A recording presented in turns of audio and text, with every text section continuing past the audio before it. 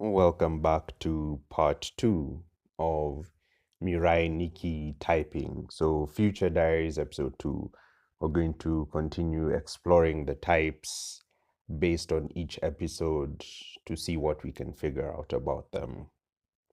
So, in this episode, we're introduced to two more characters, Minene Urio, who among the future diary users is number 9. So not Enneagram 9, but number 9 among the future diary users. And Kiego Kurusu, who is number 4, again among the users, the diary users, but not Enneagram 4. So right off the bat, number 9, or rather Uryu, 100% she seems like an ESTP. She just walks into the room and has that ESTP energy, that kind of loud, aggressive, crazy energy. Because if you look at the Kersey temperament sorter, ISTPs and ESTPs, or SPs in general, are usually the sports people, so they're usually very physical. But the STPs are normally more sports oriented, while the FPs, the SFPs, are normally more artistic. So you'd find that when it comes to sports, like action, like the military, well, that's not a sport, but action and sports like football, rugby, I think you'd find more STPs. But when it comes to like music or singing or art or drawing, playing the guitar, I think there you're more likely to find the SFPs.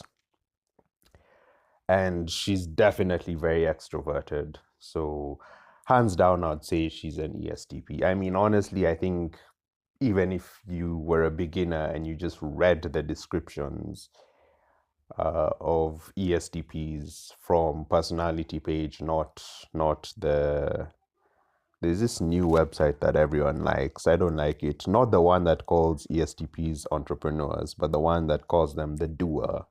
So personality page. Definitely you're going to see that it's easy to tell she's an ESTP.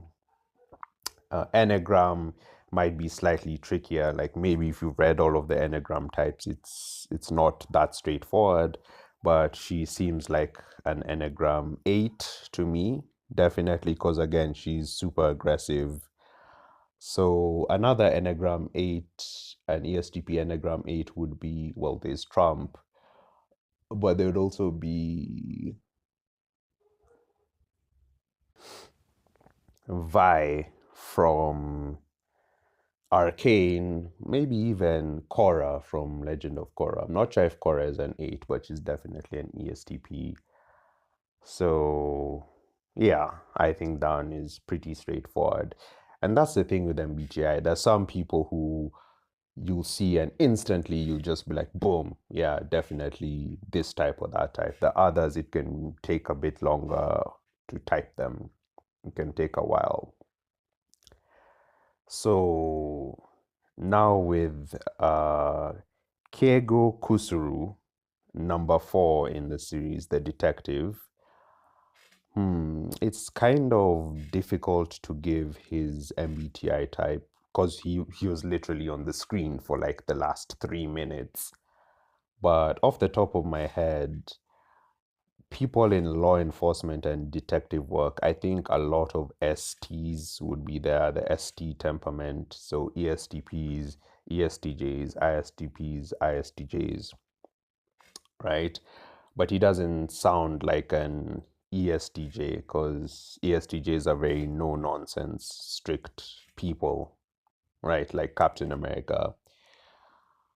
But his Enneagram type, I think he seems more like an Enneagram 1 easily, because again, that fear of being corrupted, assuming he's not lying. I can't remember if he's lying or not, but he basically says he wants to stop the bad guys. He doesn't care about becoming the new god of time.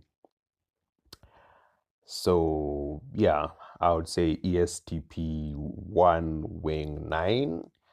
because one is fear of being corrupted and two is like fear of conflict, sort of. So they enjoy keeping peace. So yeah, definitely a one wing nine. So the Enneagram type, I'm fairly sure of, unless he changes. This is based on the assumption that he's actually a good guy and isn't going to backstab the remaining characters the rest of the show. I'm not too sure, but based on just episode 2, that's what I would say about him. Which type he is a bit tricky because I don't know. He even actually gives off ENTP vibes because he's kind of goofy. Looks kind of goofy, that goofy smile sort of thing. But yeah, I mean, I definitely don't think he's an ESTJ. He could be an ISTJ because ISTJs love being cops, like Detective Jim Gordon. He could be an ISTP. That's a probability. I just need to see more of him. Or he could be even an ESTP, but kind of too toned down for that. So I'd say my three guesses would be ENTP, ISTP, or ISTJ.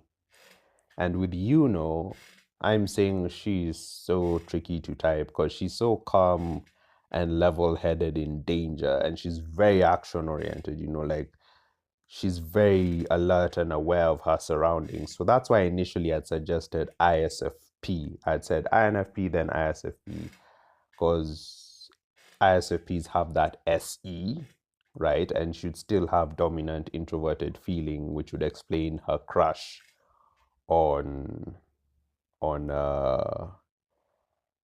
Yuki.